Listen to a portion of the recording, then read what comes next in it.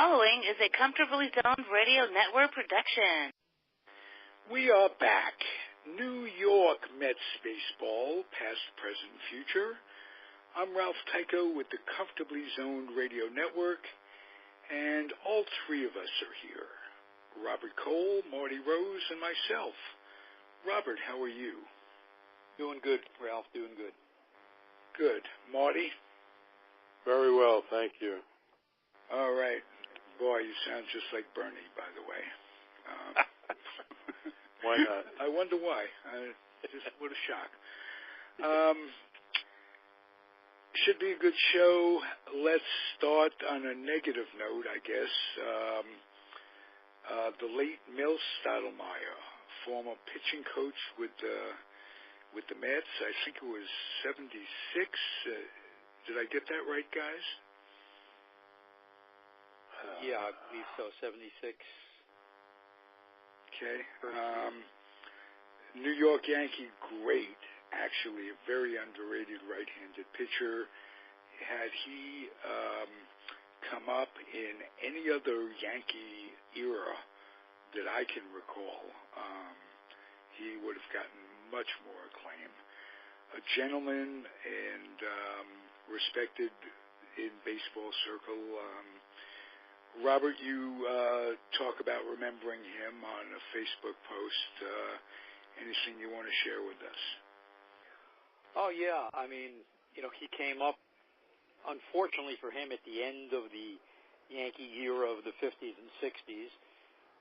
Came up midway through the 64 season. Did very well. Only pitched, I believe, 13 games. And then after that, he had 3 years where he won 20 games, had 1 year where he lost 20 games. Something I found amazing that I was looking at, he made 356 starts for the New York Yankees, and he completed 152 games. So he threw 152 complete games and had 356 starts. And, that's pretty amazing. I mean, it was probably typical of that period, but you base it the way things are now, I mean, it's an amazing statistic. If you get 200 innings in today's game, that says something. Right. He had 1 year he had 300 innings. In 69, he had pitched 303 innings. But outside of that, 1, 2, 3, 4, 5, 6, 7, 8, 9 consecutive years of over 200 innings, from 65 to 73. Yep. So. That's a workhorse today by any standards.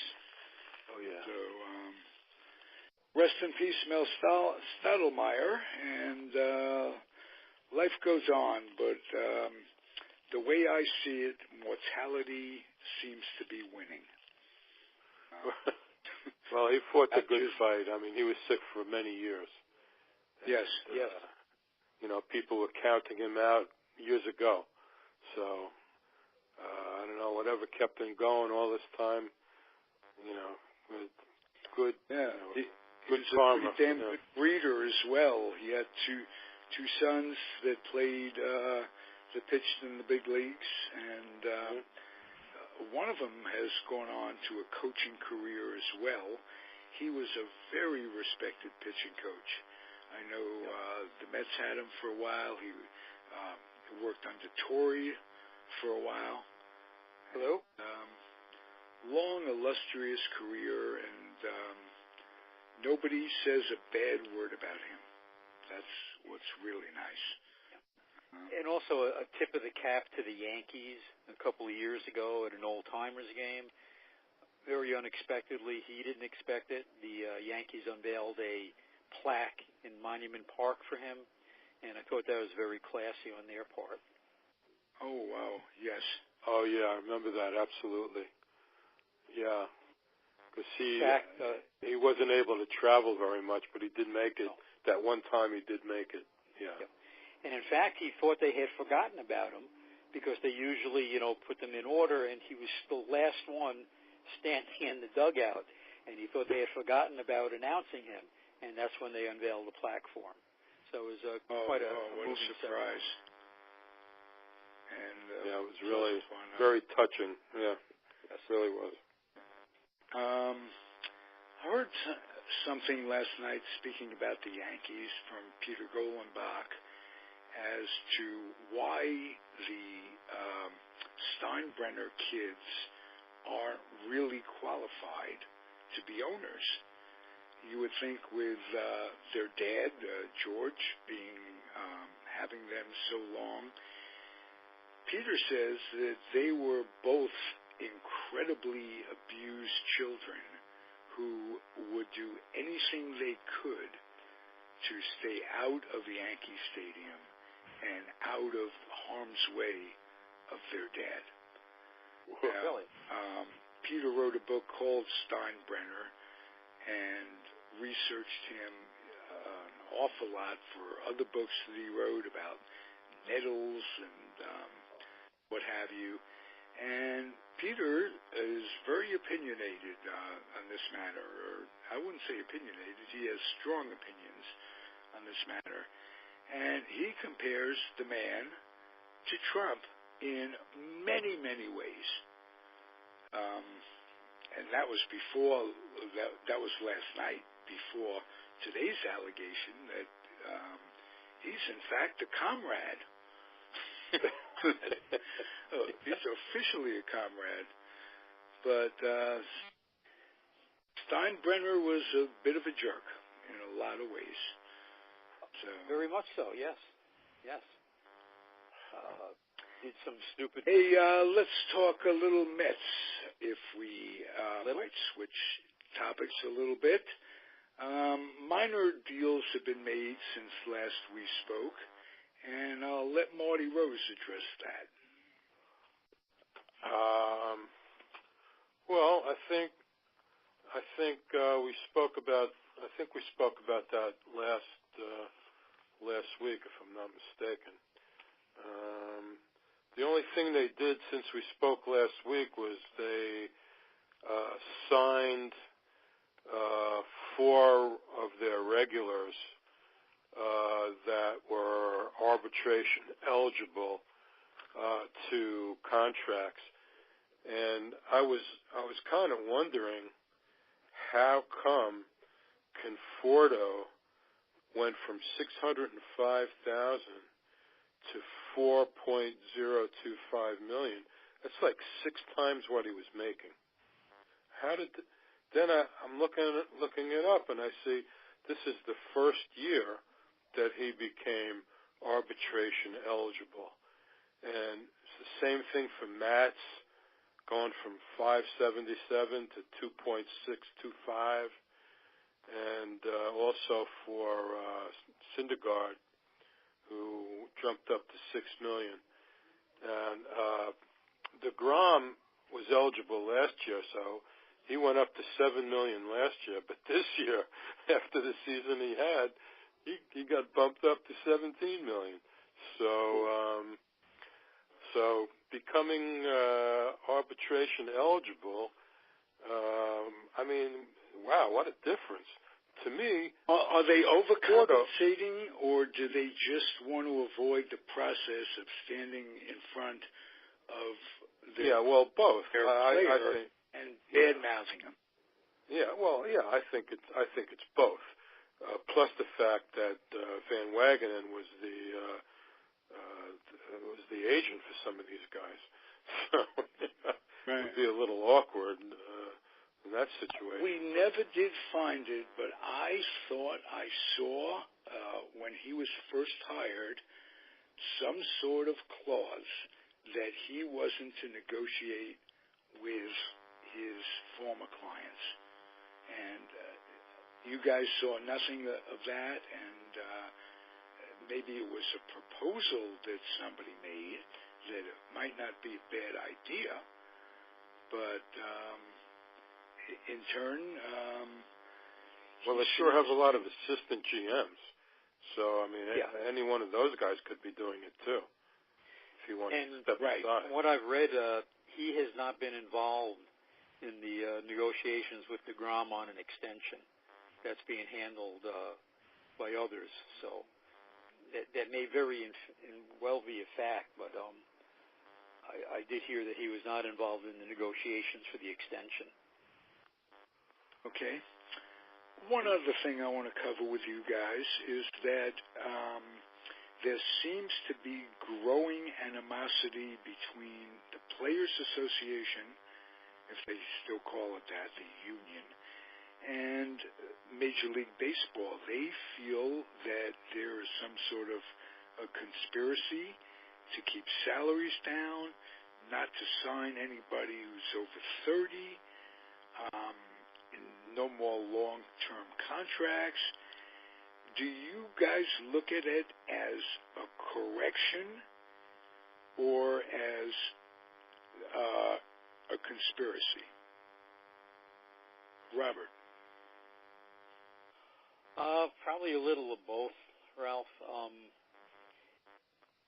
A correction needed to be made, but I also worry because there's a lot of talk now. I think it's 2022, I believe, is when the next contract has to be discussed. And unfortunately, it seems like both sides are starting to harden their stances, and that can only cause problems and mean trouble for baseball. And that's something I don't think they need and I don't want to see, especially at my age.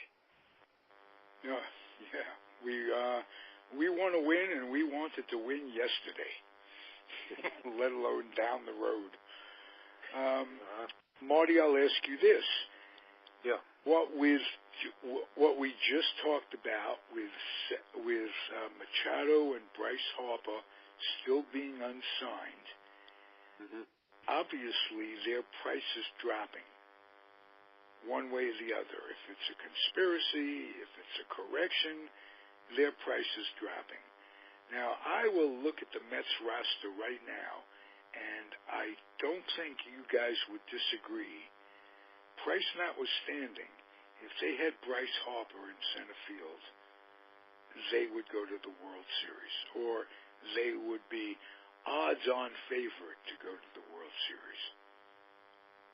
Am I correct, Marty? Well, I mean, the only thing they were lacking last year sorely was offense.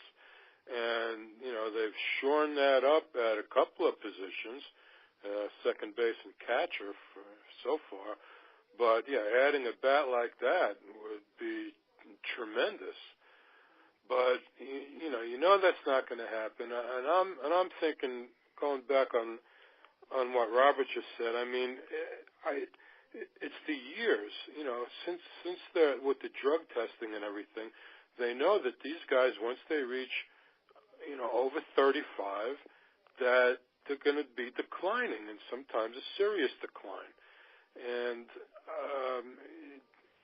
the last I heard today was that 26. Yeah, well, the White Sox offered Machado 8 years, from what I heard today. So that would bring them up to 34. And I don't know how much money they offered, for the 8 years, but I don't see anybody ever getting a 10-year deal anymore. I don't care how young they are, and these two guys being 26, these two guys are probably the youngest to at this stage of their careers, and being this good to go to free agency. Most of the guys previously were already older. So now Trout turns a free agent next year. Is he closer to 27, 28, or is he right along up there with those guys age-wise? See how old he is. Trying to see myself right now.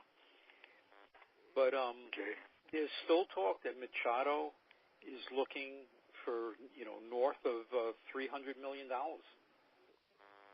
Yeah. Trout was born in 91, so he'll be 28. He'll be 28 this year in August. Okay. So, Right in the prime of his career, literally. Yep. right. So 28. You know, he'd probably wouldn't be looking at more than 8 years too, which would bring him up to 36. I mean, that's even all. Maybe he wouldn't get more than 6 years. Who you know, we'll have to see. I don't know. I'm sure a lot of these teams depends shying on away. how many butts they bring in, you know, in the seats. How many butts fill seats, that type of thing. And I think Bryce Harper would fit right in New York, not just, you know, from the standpoint of playing for the Mets. He had a bad year last year. That could open the gate, and somebody on Facebook also proposed a long-term contract like they did with Bobby Bonilla. Well, that way that he'll get paid until he's 70. Yeah, right. This way, our grandkids will have something to look back on and say, well, not only Bobby Bonilla, but we got this guy being paid for the rest. I think Bonilla goes forever. I don't know how many years he has left, but and like $1 million a year. Credit, right? Yeah, forever. What'd you say? $1 million a year, isn't it? Yes, $1 million a year, paid every July or something like that. Interesting talk. What they'll do, I always look for surprises. And this guy, Brody, seems to be building this club along the lines of someone who would be appreciated by the owner, what he's done this far. And it's going to take the owner opening up the purse strings if they're going to do something outrageous like this. But I say, why not? You're in New York. If you looked at that money being spent as an investment, how much you win a couple of World Series, you're in the pennant race for 3 or 4 or 5 years under the guy. How much is that going to bring in terms of not only tickets, it's going to increase the revenue on the TV and radio if they start winning consistently like that, and it increases the amount of crap that people buy at the stores. You know, the caps, the T-shirts, the 12 different uniforms, that sort of thing. Well, so Mets just won't do it. You know they won't do it. They just won't. Okay. I'm surprised the Yankees. I'm surprised the Yankees didn't get in on him, especially since they're lacking left-handed power. It's not over yet. I know, but you don't even hear them being in on it at all. They're not even being mentioned. Well, don't forget, they never mentioned anything about Mark Teixeira either. They were out of that. I mean, Mark Teixeira was never even mentioned with the Yankees, and all of a sudden they wound up with him. So I don't ever close the book on the Yankees. You know, with any. No, you can't. You can't. That's true. Well, they've been doing some things to preclude Machado from signing. They signed Tulowitzki. They got a second baseman, a young second baseman along the way. And he's coming back eventually. So it doesn't look to me like Machado's in that picture. Well, you know, if you think of it the way the Yankees think of things sometimes, Ralph, they need another pitcher. Okay. They bring in Machado. They can trade Gleyber Torres. They can put a package together to, you know, bring in a big-time pitcher. That's why I never, ever, until these guys are signed elsewhere, count the Yankees out. I mean, I wouldn't be shocked if they signed both Machado and Harper. Well, I'm serious. You know, until they're signed elsewhere, you can't say no. You just can't. Okay. That pretty much covers it. It's not up to us, and again, I don't think it's that much of a pipe dream, Mert, with the salaries dropping and the rest of the team, with the pitching staff intact, and getting a catcher, and Pena, or Cano, rather. Yeah. If it were ever going to happen, maybe it can happen now. That's just a little thought. It's a long shot, perhaps, but we all know it shouldn't really be a long shot. It should be almost like, wow, automatic. Let's do her.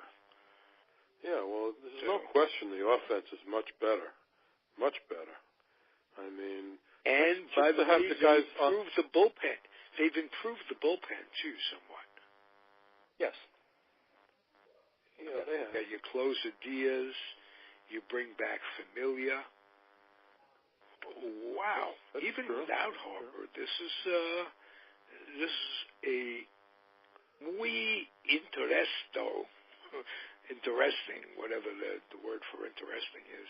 Interessante, yes. Oh, all right. That's better. I should have learned that from Hazel Artist at Newtown. That was one of the many words that I didn't learn from that woman teaching Spanish. Yeah. Well, we were supposed to learn 10 new words a night, wasn't it? Or was it 20? I don't know. I didn't learn 20 She used to hand out these little... She used to hand out these little yellow pieces of paper before every class started, and we had to memorize it was at least 10 new words every night, and it was rough. Oh, I remember that. I definitely remember that.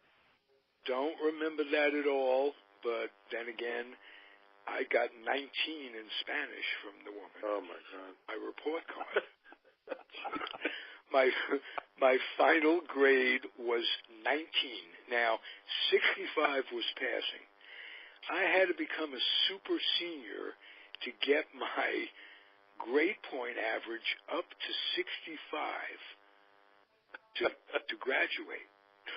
I spent 6 months extra at Newtown High School because she gave me a 19. And not that it wasn't deserved. Well, I finally passed 4 years, 3 years of Spanish in 4 years, so I got through it barely. You got through it, but you had a little bit more discipline than I did.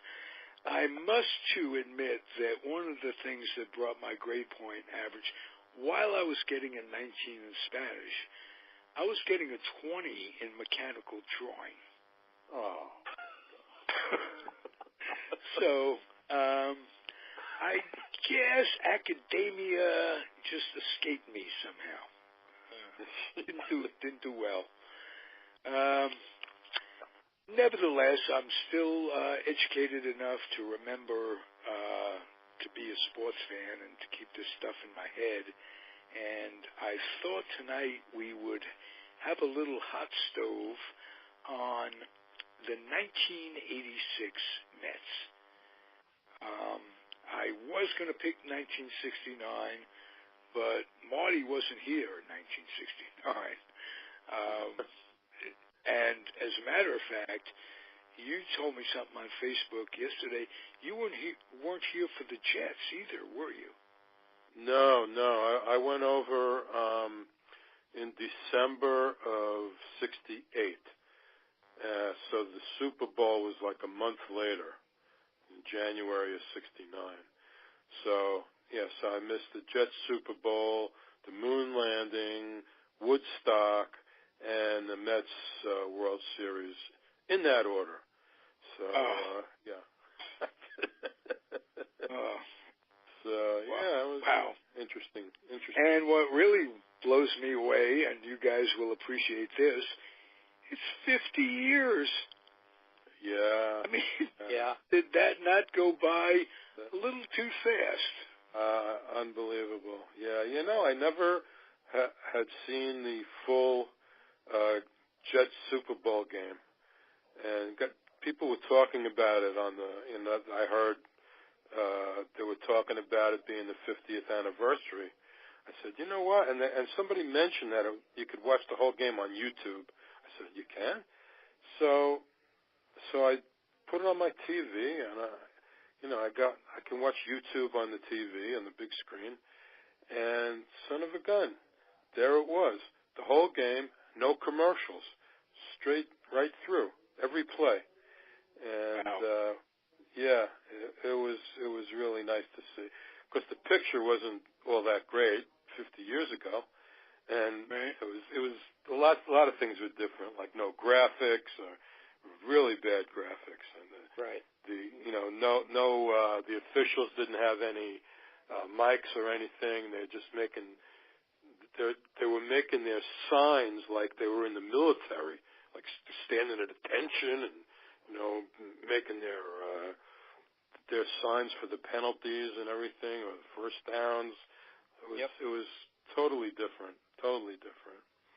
Right. But, were there not two broadcasts? Was it on CBS and NBC? I think it was, but the one that they showed on YouTube was the NBC.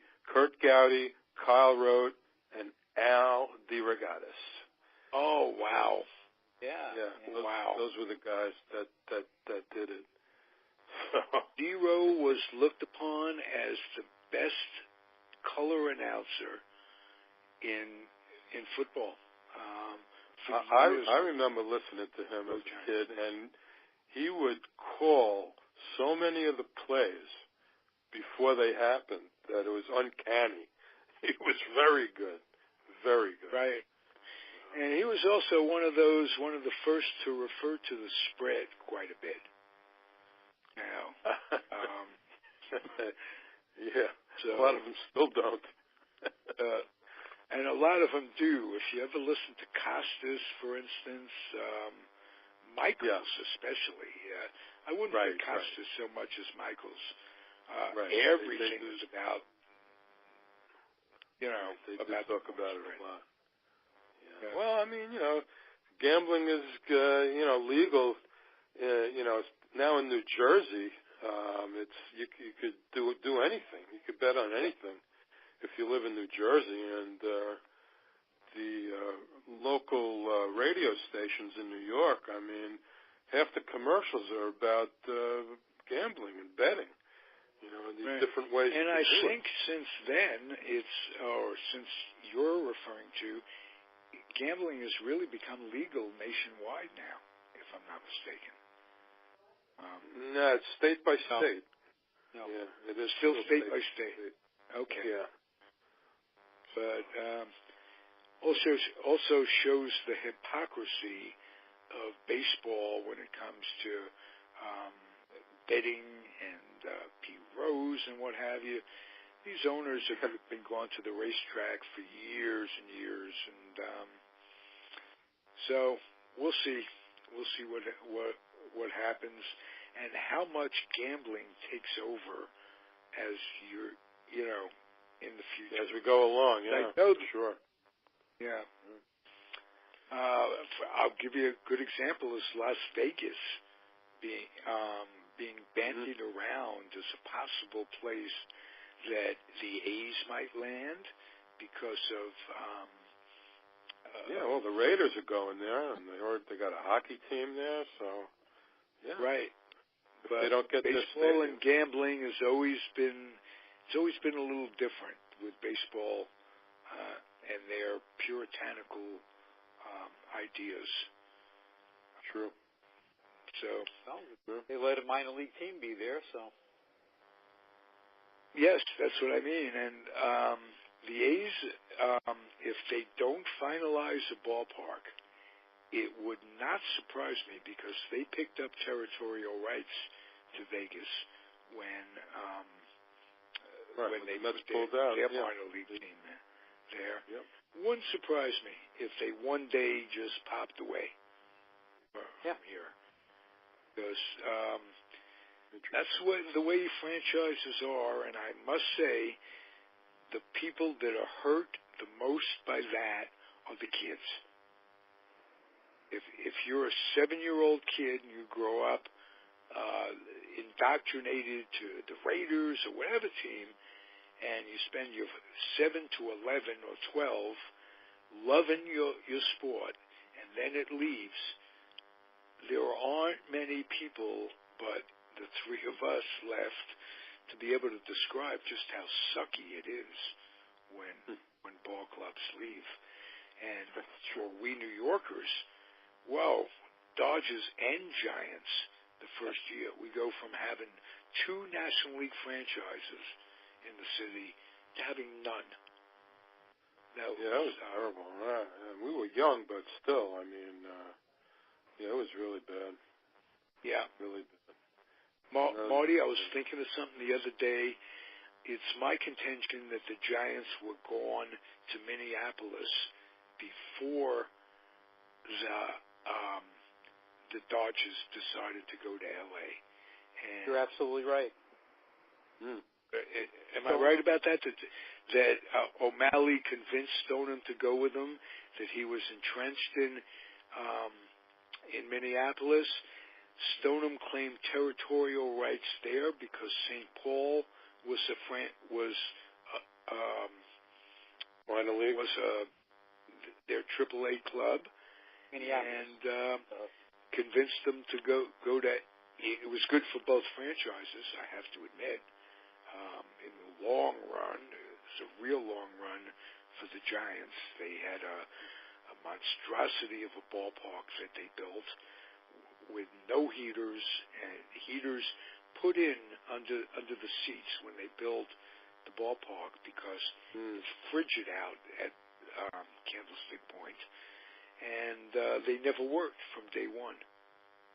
And they had no idea just how windy it was going to be. But 30 or 40 years later, 30 years in this case, they built what I consider to be the gem of all ballparks. They just changed the name for the third time, the age we live in. They went from Pac Bell to AT&T, and now they're going to be called the Oracle Ballpark or Oracle Stadium. Oracle? Oracle's a big computer company. Oh, I know. High tech. Yeah, the reason Pac Bell changed is because there was mergers in the telephone business. Right. Right.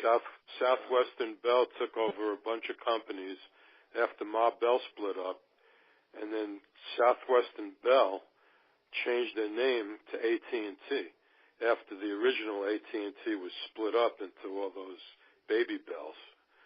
So, then that's why Pac Bell changed their name to AT&T after they were swallowed up by the new AT&T, formerly Southwestern Bell. I remember that from my AP business days. So. Okay. If you talk about that, I'm going to have to ask. I don't have money for the stock market, but there are those out there looking for a tip from Marty Rose. Not now, you're not. I've been away from it for a while, but all right. I guess if you can get it, you don't really miss working, do you? You're living in the lap of luxury. No, I'm not living in luxury, but I'm not going to. Excuse me. I'm not getting up at 6 o'clock in the morning and schlepping to work, for a 12-hour day. No, I'm not. I don't miss it one bit. Nice that you're retired and nice that you're enjoying it. Yeah. Robert, too, is retired, living in Florida. Yes. In the nice, mild climes of Florida, except for today, it was a little chilly. Right. Amazing how close you guys are together. We're about 3 hours. Marty was in my backyard. About 3.25 hours, I think. Marty was in my backyard. Hours. A couple of weeks ago. I was looking at that. Yeah. Somebody had mentioned. Somebody I used to work with in New York mentioned about how close spring training is. I said, well, if anybody's driving down, I'm on the way. 3.25 hours from Port St. Lucie and 3.25 hours from Tampa. So, yep. Whoa. Different And direction. how many hours from New York itself? Driving? Yeah. I would say a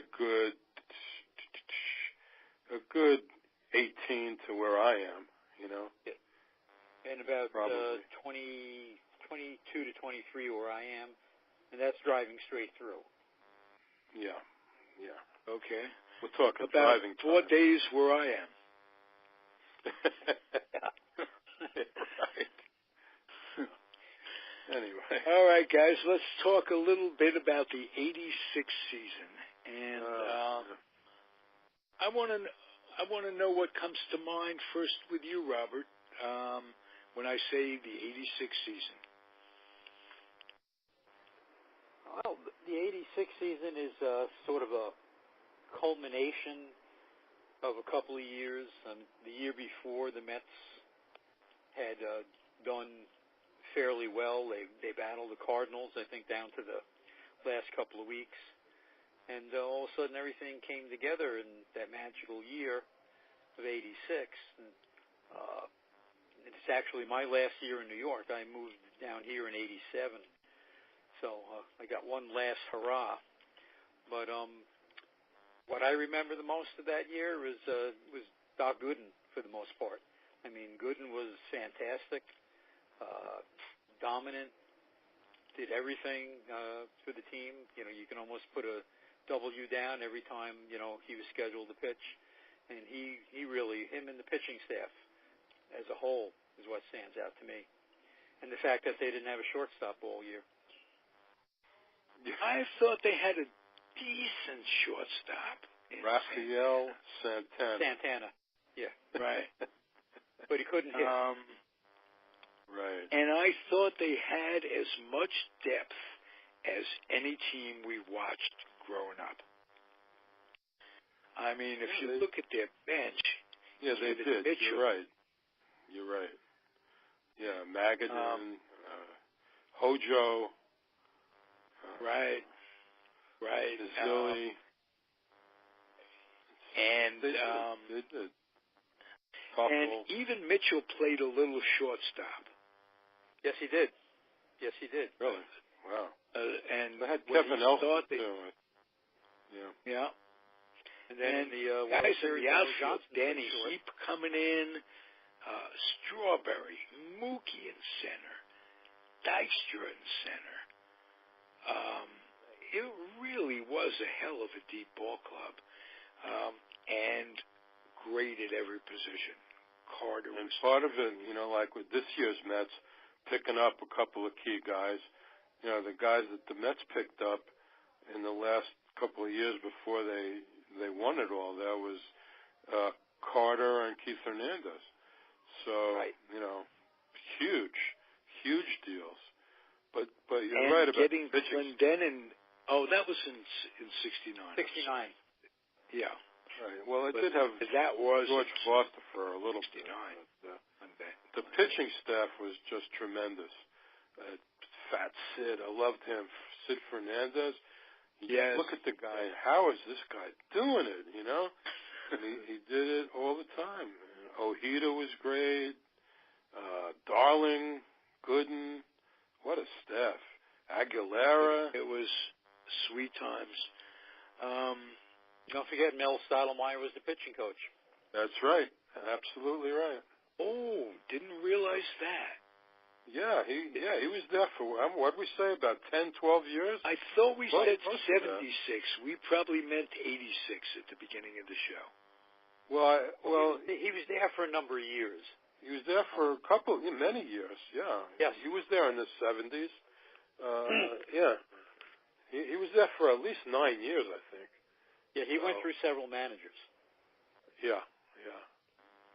So he was now, absolutely right there. Talking about Davey Johnson, I think he did a hell of a lot to make sure that happened, make sure that season happened. Not easy with all those high-priced guys. And as we come to find out, they were not the nice guys. There was a book written by Perlman, and he basically entitled the worst team win, or something like that. The bad guys win. The bad guys win. Yes. Well, the incredible era. It was just the era they were going through. It was the drug era, coke era. The cocaine era. Yeah, big time. That team was crazy as batshit. I mean, it was a psycho team. Right, and then there was the infighting. They had Backman, for instance, hated Strawberry and vice versa. And Mitchell, he had some craziness with Gooden and cutting off the head of a cat or some such shit. They were psychos, definitely. And if they weren't probably psychos why they didn't win more. Go ahead. I was saying it's probably one of the reasons they didn't win more than 1 year. When they could have won 3 years in those days. They were that good. And that's what I wanted to address. They broke it up really quickly. The first to go was Ray Knight, if I remember. And, of course, Hojo was coming into his own. But getting rid of him, he was almost, it turns out, one of the real heart of the club. And I think they might have been better served to keep him and maybe play Hojo in left or whatever. They also gave up Mitchell right after that season. So the inordinate depth that they had dissipated from that. And I think that contributed to the beginning, the down. Right. Well, it's still almost won it in '88, right? Isn't that the year that they lost to the Dodgers on that home run off of Gooden? Yes. Yeah. So. They could have won it that year very easily too. They were right there. Yeah. I don't remember what happened. Just in '87. flashed on that. Yeah. There's also the long-standing talk, if you will, that Mookie Wilson's ground ball, even if Buckner had fielded it clean, Mookie would have beat him to the base. What say you guys? Possible. Well, Mookie was very fast, had bad legs, so yeah, it is possible. Could have been, but the winning run probably wouldn't have scored then. Just would have been the tying run, right? Didn't 2 runs come in on that? Yes, that's true. Went through his legs. Yes. So they would have tied it, but not necessarily, won it on that play. So. Yeah. But what you said is very true. He could have very well beaten that out. But when you flash back on that last inning, 2 outs, nobody on base, and then it all started. Keith Hernandez said he was in the locker room with his shoes off, drinking a beer, and had to come running out when the team started to rally. Yeah. The scoreboard put up congratulations, Red Sox, 1986 World Series champions by mistake. Oh, God. They had it plugged in. Yep. Oh, wow. Yeah, it was some crazy. I remember listening or watching on television, and I'm sitting in the room, and with 2 outs, I flipped the thing off and went into my room and the radio on. Just it was almost obligatory. I thought that I listen and get my medicine. And I remember the Red Sox were ready to charge out on the field. They showed them in the dugout. They get their foot, on the steps, ready to run out there. Right. They showed the dressing room too. They had all the plastic sheeting up in the dressing room, all the champagne already, the World Series trophy. They had to take everything out. Our old buddy Bob Murphy with the famous line, "Gets by Buckner."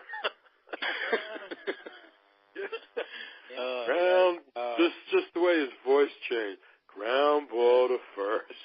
Gets by Buckner. Oh my God! Here comes the time run.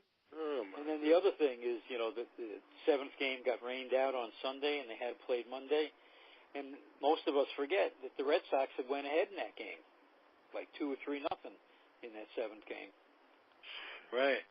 And what we don't ever remember when we think back upon that playoff series is what a tough Houston team they had to get by. Oh, yeah. Scott. Definitely. That was a terrific playoff. Yeah, the Mets did not want to go to a seventh game and face Scott again. That's why that game was so important. Right. And let's make note of the fact that I don't know if he was on the World Series roster that year, but Tom Seaver was a member of the Red Sox. Not that year. Was it that year? Wasn't he? Let me look. Or was it 85? I thought it was that year. Let me check. Yes, I don't know. I know almost, I don't have the computer on, but I thought it was 86 that he was on the Red Sox. I don't know if he was on the World Series roster, but I know he played some for the Red Sox. I'm checking right now. All right. In any event, it was a great year for New York City. What we're talking about: basketball, football, and baseball. And these were teams that, when we were growing up, we watched them develop. They were so sucky. All three of them were so sucky and built themselves that championship. And we watched the teams grow. We're very lucky. Seaver was on that team. Yeah, he was. Yeah, he was 41 years of age. Went 5-7, 3.80.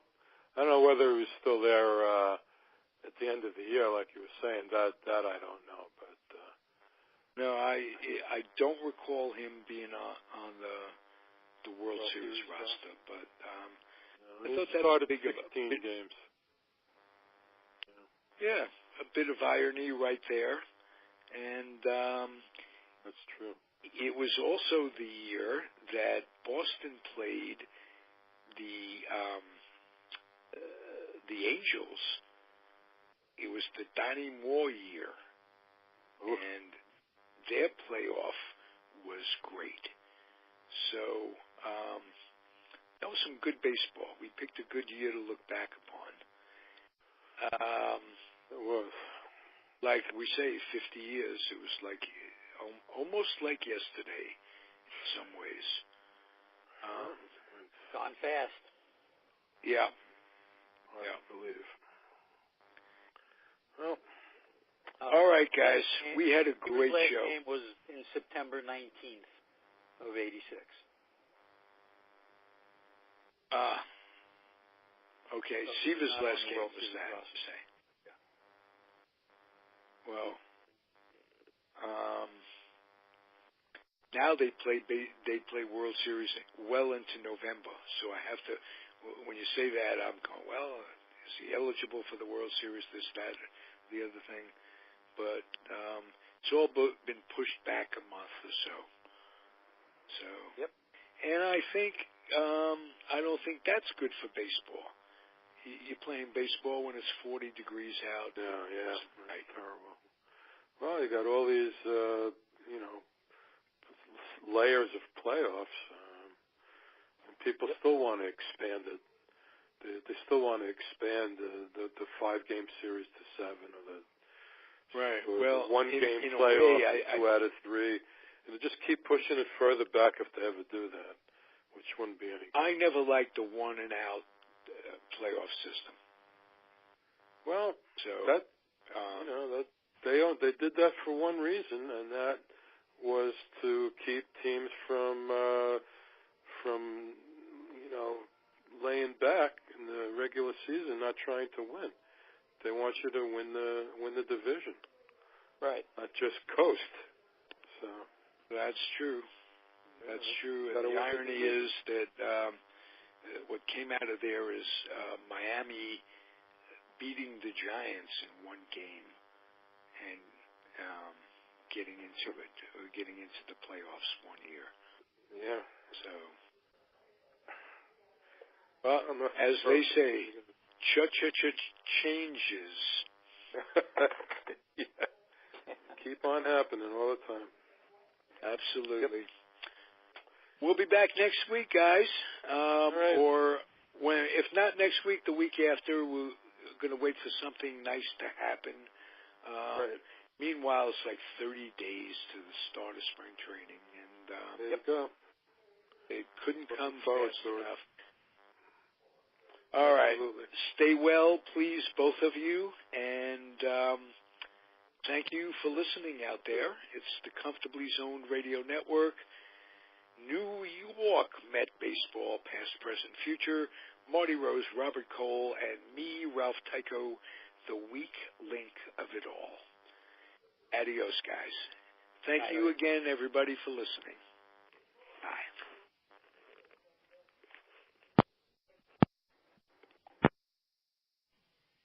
The proceeding was a Comfortably Zoned Radio Network production. Thank you for listening.